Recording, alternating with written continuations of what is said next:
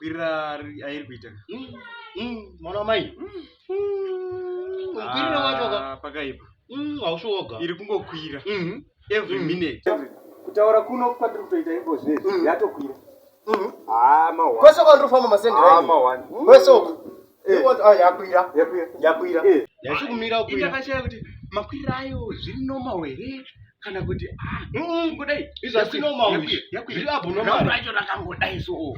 Ngati pamukata chaipo unoziva paipa yaka chati graphic dai rodai robotic majamba kudai so rakuda kutodonhera kumashure kudai so yakwira ndakazoona pandakaenda uku kutown uku ndakatozoti regai nditoenda patesting center nditombotestwawo ndione kuti handinawo here because inogona kukwirirawo pandiri iwo uri kungotaura nezvekuti